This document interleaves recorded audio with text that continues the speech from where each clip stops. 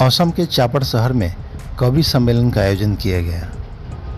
आलोकोरे यात्रा के देखरेख में निचले असम के चापड़ शहर में स्वभाव कवि हिरेंद्र भट्टाचार्य के जन्मदिन पर नृत्य, गीत और कविता पाठ के माध्यम से नाट्य कला अकादमी में पालन किया गया। इस उपलक्ष्य में साहित्य के पुजारी डॉक्टर किशोर कुमार नाथ ने कवि हिरेंद्र भट्टाचार्य की तस्वीर पे माल्यार्पण करने के पश्चात वरिष्ठ पत्रकार मुस्लिमुद्दीन अहमद द्वारा दीप प्रज्वलित कर इस कार्यक्रम का शुभारंभ किया। इस कार्यक्रम में कई सारे कवि, साहित्य के सेवक और छात्र छात्राओं ने हिस्सा लिया। स्वागत स्वागत तीर्थ, स्वागत स्वागत तीर्थ, तोरे मोरे आलो करे যাত্রা অব্যর্থ। কাগজ পাতিৰ জাননী অমুক তমুক পত্ৰ আদি আমি তাতে ছপাইছিলোঁ।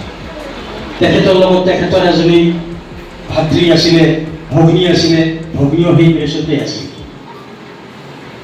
আৰু সেই নৰনাৰায়ণ ক্ষেত্ৰৰ যি পত্ৰিকাখন আমি ছপাইছিলোঁ অসম সাহিত্য সভাৰ সময়ত, সেইখন তাতে প্ৰিণ্ট হৈছিল। গতিকে আৰু অসম সাহিত্য সভাতো তেওঁক আজি আমি শ্ৰদ্ধাৰে পঢ়িছোঁ।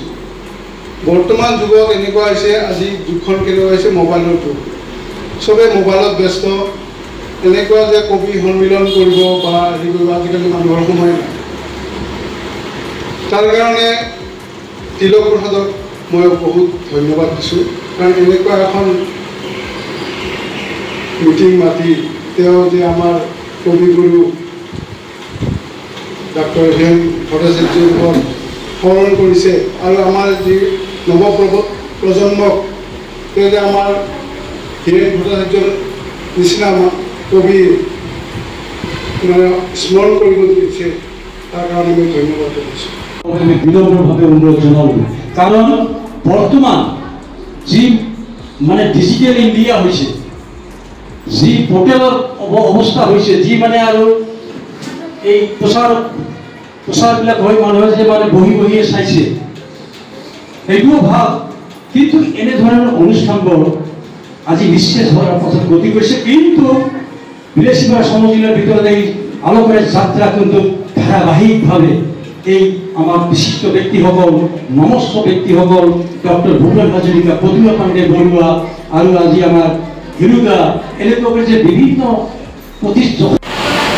এবাৰ যে ওৰে নিশা অচিনাকি গৰু গাড়ীখনত উঠি গুৱাহাটীৰ পৰা ছয়গাঁৱলৈ উজাগৰে কিনো ভাবি গৈ আছিলা?